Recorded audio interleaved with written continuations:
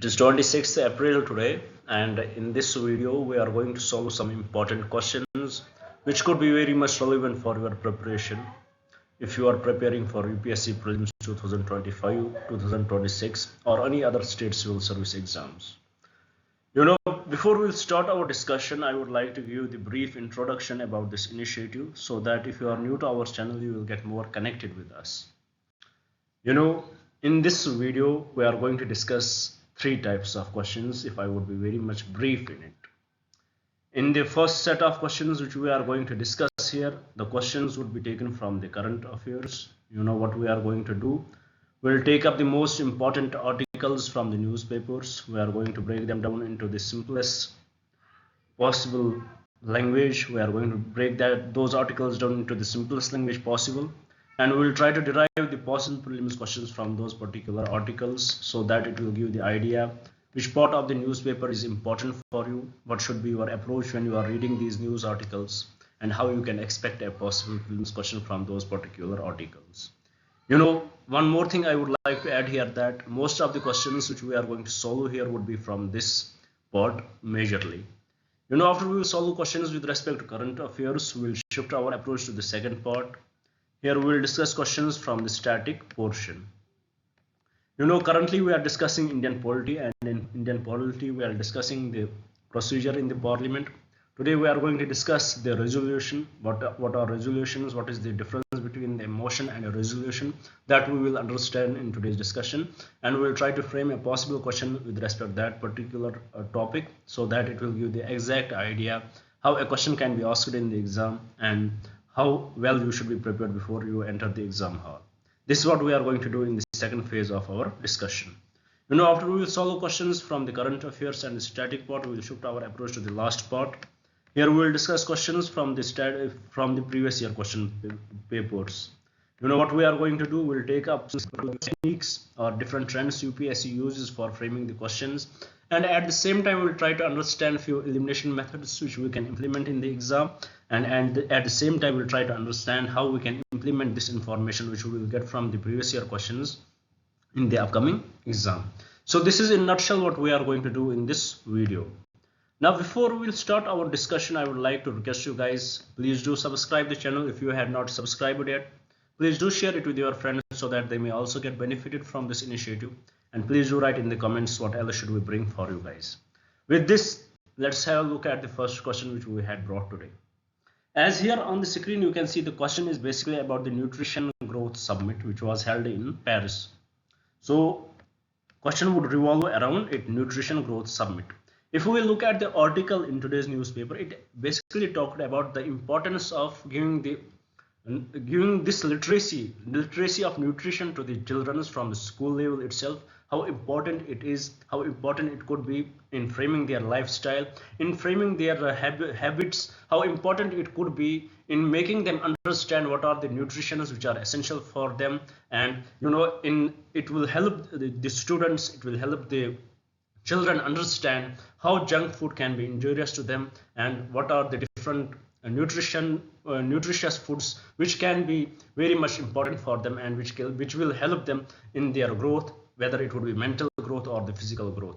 Actually this article would revolve around this whole subject, the importance of nutrition, giving the knowledge of nutrition, giving the literacy of nutrition to the school children from their school days itself so that we can groom them better.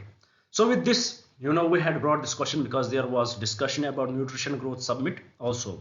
So before we will jump to the context, we will understand what was in the news article. We will go to the context, what were the few important points discussed.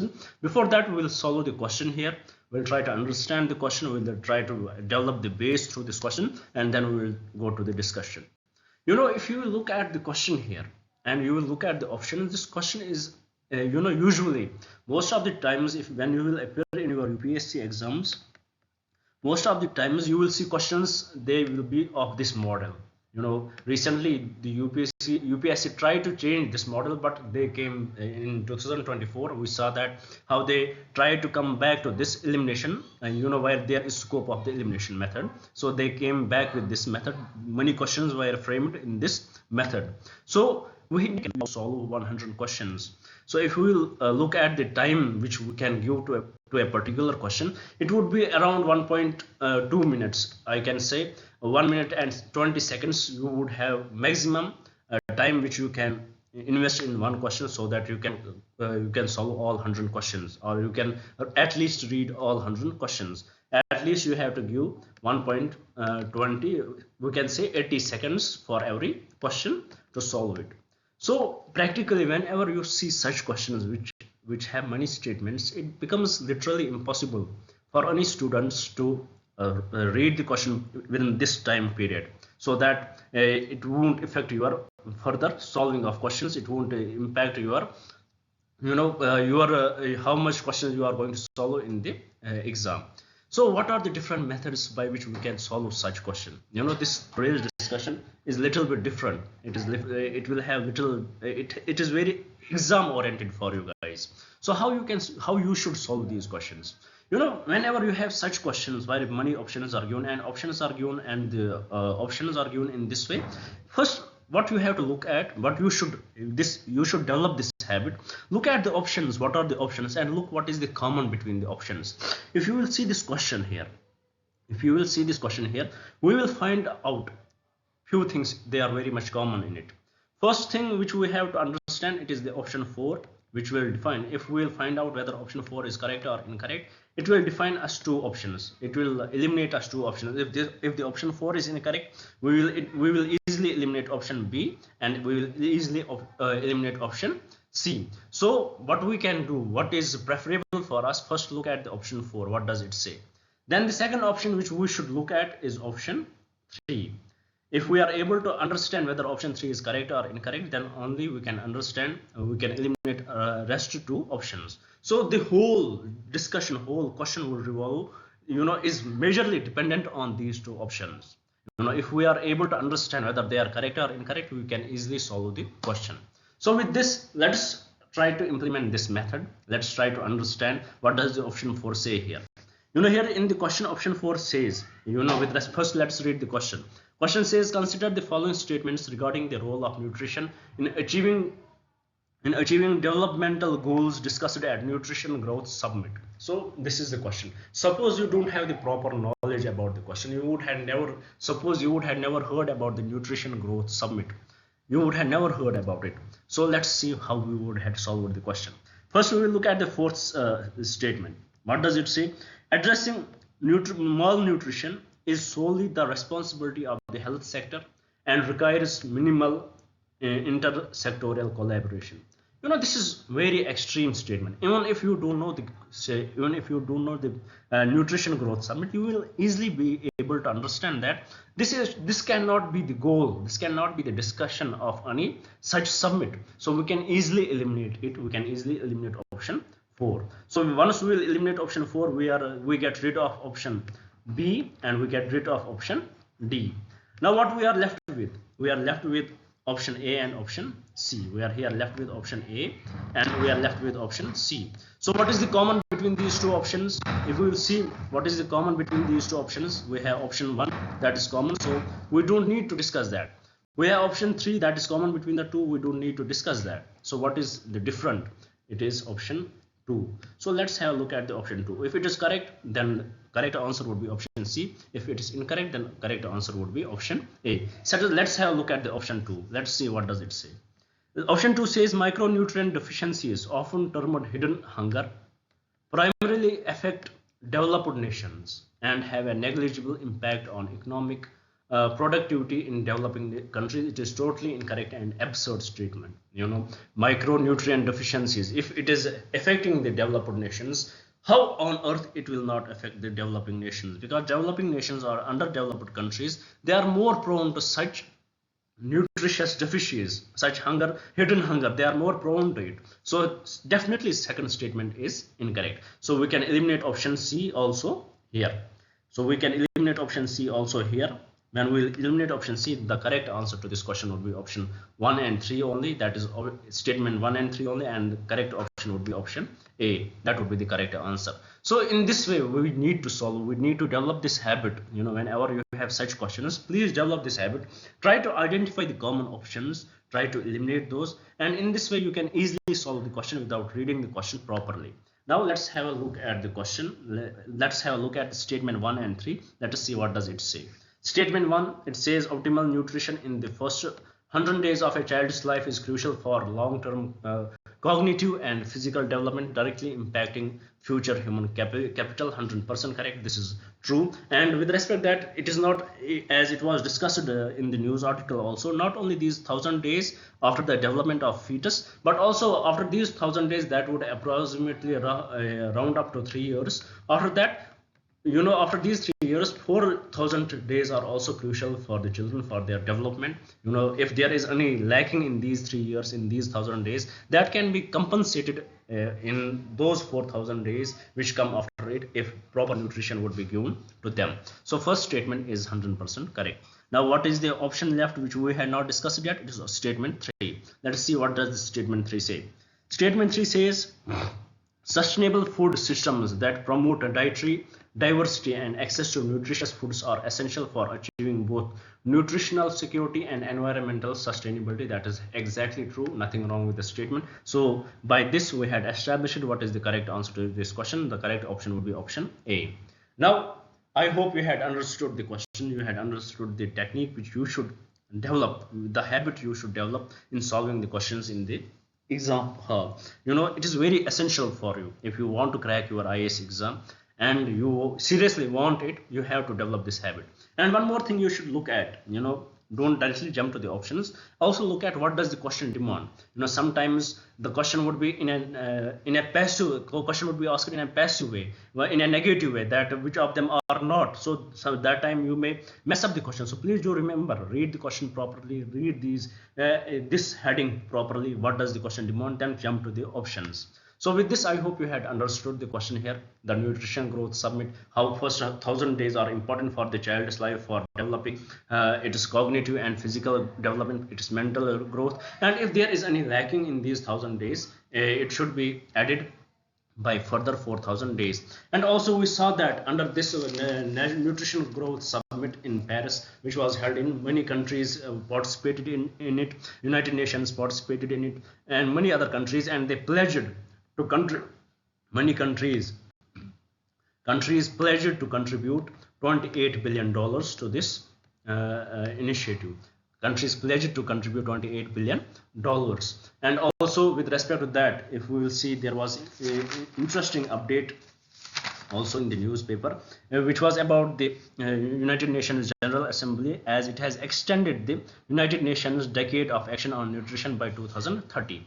United Nations General Assembly, it has extended United Nations Decade of Action on Nutrition by 2030 to align with the sustainable development goals, what we had targeted under sustainable development goal. As we know, the target 2 under sustainable development goal, it is about it is about eliminating hunger. So also UNGA, it in a way aligned the United Nations Decade of Action on Nutrition with the Sustainable Development Goals, so that it could be achieved by 2030. Earlier it was 2025 only, but it has been extended to 2030. So this is the whole discussion. And also what was the further discussion, that how if this knowledge is given to the students from the school days itself, how important it could be in developing their habit. In many countries like Japan, if we will see, in Japan, they had brought up this method where they have this, they have this method of shukuiko. If we will, I don't know how to pronounce it, but please remember the word. It is SHOKUIKU.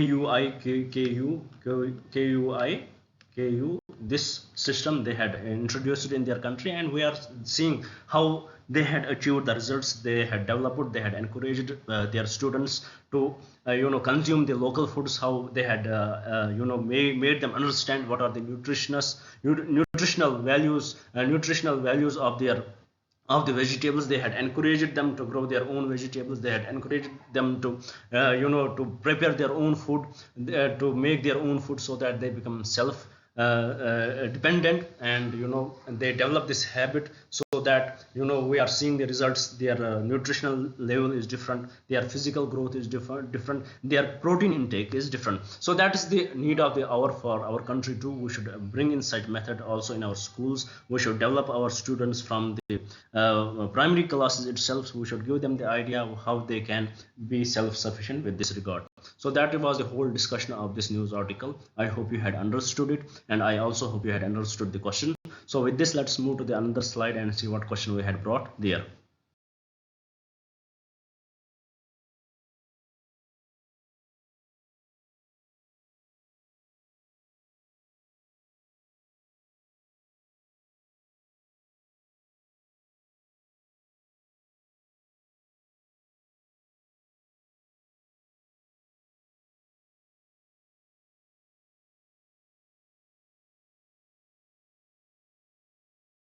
Well, as here we can see, the question is basically about the Indus Water Treaty, as India has unilaterally suspended it, we can say, because of the tensions between India and Pakistan after the Pahalgam attack, in which many innocent civilians were killed, unfortunately. That was very heinous act of terrorism from the terrorists in that particular region.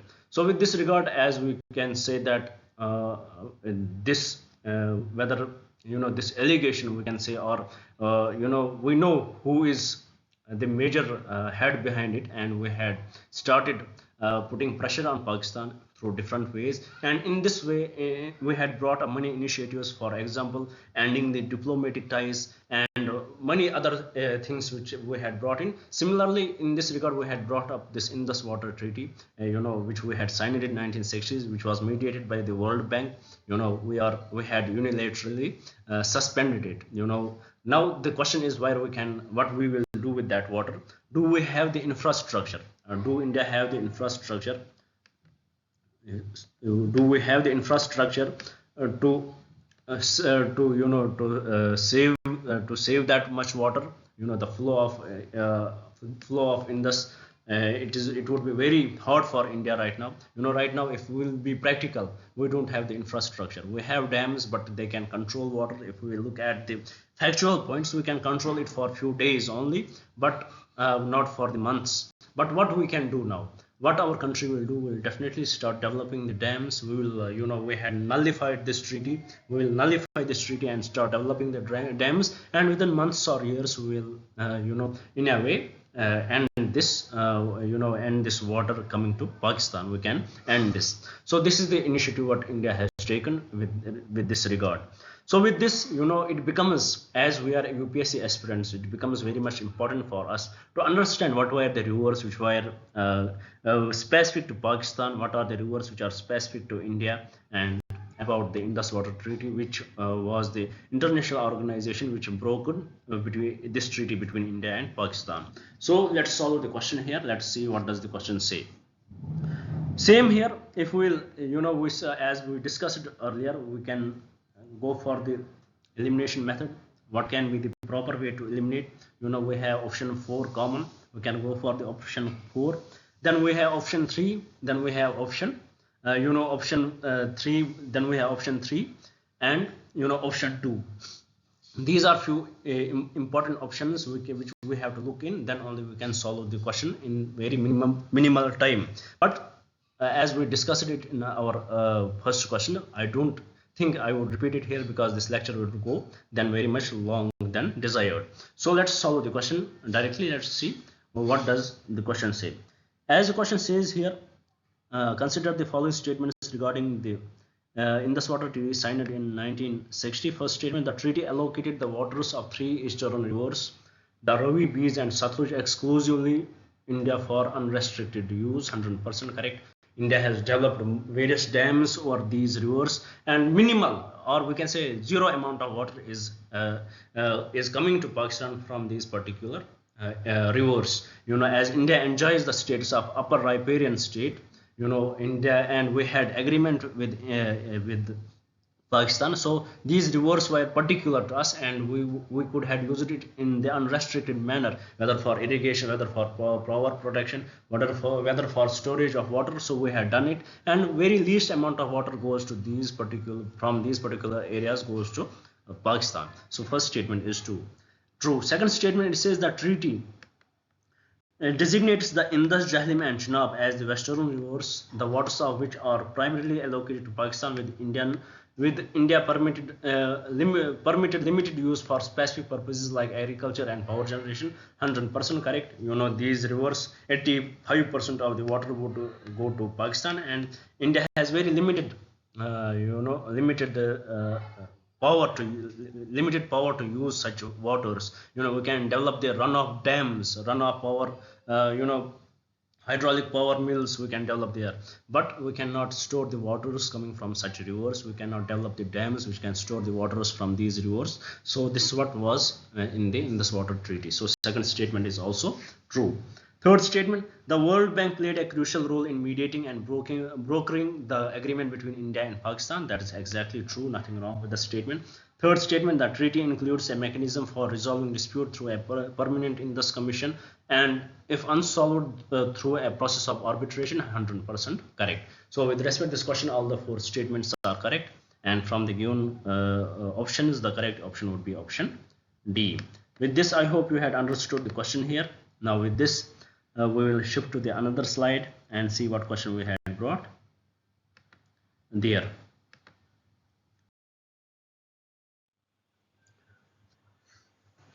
Here we can see the question is basically about the enrichment for nuclear weapons, uranium enrichment for nuclear weapons. When you would read this question, you are correct in guessing why we had brought this question, because of the tensions between Iran and USA. We saw that how there was a nuclear deal between Iran and USA. There was truce between these two countries, but when the Trump came for the first time in 2018, he in a way unilaterally came out of the agreement and started putting sanctions on Iran. What this what this meant, withdrawing from the deal, it gave a kind of a free hand for Iran, as this agreement was no more in work between the two countries. So what they decided to re-enrich those uranium which they had earlier enriched. They started to re-enrich them, and right now as there are tensions between USA and Iran, and USA Donald Trump, he wants to have a nuclear deal. So the various agreements, various meetings had been held, and it is the country Oman,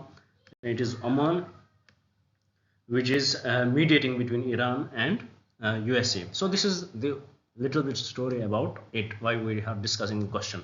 So let's solve the question. Let us see what is this uranium enrichment for nuclear weapons. Let's try to understand it.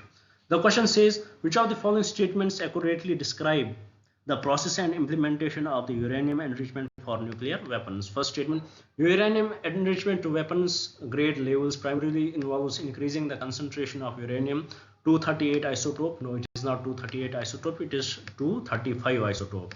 So this statement becomes incorrect. Through chemical process, no, there is no chemical process. It is not feasible. There would be through centrifugal forces will be used. So first statement is totally incorrect. Second statement, it says the International Atomic Energy Agency has no mandate or capability to monitor uranium enrichment activities in member states. Totally incorrect. It has the mandate and it has the capability. So second statement is incorrect also. Third statement, it says achieving weapons grade uranium typically requires enrichment levels of 90% or more of the uranium 235 isotope, a process that is technically challenging and resource intensive. 100% correct. This is the exact answer to the question. Now let's have a look at the fourth statement. What does it say? It says uranium enrichment for peaceful purposes such as nuclear power generation, typically requiring 3 to 5% uranium 235 is fundamentally different and poses no proliferation risk. No, there are proliferation risks. These can be dual. They have the dual practicality. They can be used for dual usage materials, and it definitely had the proliferation risks. So fourth statement is also incorrect with this question. So with respect to this question, the correct statement would be option C. With this, I hope you had understood the enrichment. What is the isotope? New uranium isotope which is used. It is not isotope 238, but isotope 235 to get to enrich it at what level? 90% of its enrichment should be there for the nuclear weapons. So this is what you need to understand about this question. If any question regarding this would be asked, I hope you should be able to answer that question in the exam. So with this, let's move to the another slide and see what question we had brought. Now here we have another question. The question is about the Hutu and Tutsi ethnic groups. So let's solve the question, then we will see why we are discussing the question right now, why we are discussing questions about them, about this ethnic group. Here the question says, consider the following statements regarding the Hutu and Tutsi ethnic groups in the context of African history and political dynamics. First statement, colonial policies in some African nations exacerbated existing social distinction between Hutu and Tutsi population, often favoring one group over the other. 100% correct. This is 100% true. Actually these groups are associated with Rwanda and DRC Congo, DRC, Democratic Republic of Congo. So what is the context here? This Tutsi and Hutu, tribal groups, or we can say, ethnic groups, they were dominating the region of Rwanda. This was long-lasting battle between these two groups, but it was further fueled by the colonial era, when the colonialism was there, when there were colonial powers there. They fueled it, and because of this, the Tutsi groups, the Hutu group, they became the ruling power, and they discriminated against the Tutsi in the Rwanda, and which led to the Rwandan genocide in 1994. In 1994, it led to the Rwandan genocide. After that, the Tutsi group regained the power, and Hutu ethnic group, they fled to DRC Republic. They flew to DRC Republic, Democratic Republic of Congo. So they flew to that particular region. So this hatred always remained there, and it was still prevailing. And there is a rebel group, namely M23. A question about it can be asked in the exam, what this rebel group is about. Rebel group M23, it is favored by Tutsi, and it had done various attacks in the DR Congo. So there was always this conflict between the two, and finally it is the US which is mediating between the countries and overseeing the truce which these two countries are going to sign. So that is why we are discussing the question, and this is little history behind the conflict in the region. And it was definitely the colonial policies which led to this, which fueled this divide. So first statement is exactly true. Second statement says the Rwandan genocide in 1994 tragically demonstrated the extreme consequences of politically manipulated ethnic division between Hutu and Tutsi. 100% correct. Third statement, post-conflict reconciliation efforts in the affected regions have largely succeeded in completely erasing the social and political significance of Hutu and Tutsi identities. Totally incorrect. It is still prevailing, and now they are trying to sign the truce, and it is under the supervision of US. So this is the whole issue right now. But there are various experts who are saying that there is wider geopolitical agenda behind it. It is the resources coltan which is majorly found in this particular region. So US wants to get it. Many countries are operating in this region. So that is the major reason why these countries are interfering, why US is interfering, and it is the US which is going to benefit from this conflict. So with this, I hope you had understood the question, you had understood the context, and also you had understood who is going to benefit from this conflict. With this, let's move to the another slide and see what question we had brought there. Here the question is about the deep sea mining. Why we are discussing this question? Because to go for the deep sea mining, you need to take the permission from the International Seabed Authority. But what USA has done, they had unilaterally given permission to their experts in this particular matter. Trump gave the unilateral permission to them, permission to them to go for the deep sea mining without consulting the International Seabed Authority. So that's why it is in news. So with respect to this deep sea mining, let's solve the question here. Let's try to understand what it is about. First statement says polymetallic nodules rich in minerals like manganese, nickel, cobalt and copper are primarily found on the abyssal plains at depths of 4,000 to 6,000 meters. 100% correct. Usually this deep sea mining is done on the high waters which belong to nobody's ecological economic zone. So it is available for every country, but to extract these minerals you need to get the authority of the International Seabed Authority. You need to get the permission from the International Seabed Authority. Everybody can get the permission, but you cannot damage the ecosystem there, you cannot damage the environment there. So for that you need this permission. This particular high seas don't belong to any particular sovereign country, so that you have to keep in the mind. So second statement here, the International Seabed Authority is the United Nations body responsible for regulating and licensing deep sea mining activities in international waters. 100% correct. Third statement, environment concerns associated with the deep sea mining include habitatal destruction, sediment plumes, noise pollution and potential impact on unique and poorly understood ecosystem. 100% correct. Fourth statement, currently deep sea mining is well established and commercially viable industry with numerous large scale operations underway globally. It is many numerous large scale operations underway globally or right now, but it is not commercially viable. It has various things which we have to take care of. So this statement is partially correct. We can say we can mark it incorrect. So with respect to this question, the correct statements are statement 1, statement 2 and statement 3. With this, I hope you had understood this question as well. Now with this, we have completed our questions with respect to the current affairs. Now let's move to the another part where we will solve a static topic based question. Well, here today's question is around the motion and the resolution. What is the major difference between the two that we have to understand, and that we will understand through this question. Here the question says, in the context of parliamentary or legislative procedures, what is the fundamental difference between a motion and a resolution? First statement, a motion is a formal proposal brought before the House for discussion or action, while a resolution is a type of motion that having been debated and approved by the House because a formal expression of its opinion or decision. 100% correct. The first step is resolution, motion, then the second step is resolution. And here I want to add that every resolution, all resolutions are substantive motions that are necessarily voted upon. So all resolutions are substantive motions, please do remember that, and these resolutions are necessarily to be voted upon. And about all substantive motions, they may not be voted upon. So this difference you need to know about it. So this is the proper difference between the motion and the resolution, and the correct answer to this question would be option A. The rest, it is totally incorrect. As we see in the second statement, it says that resolution is a primary step. No, it is not a primary step. It is taken after the motion is introduced.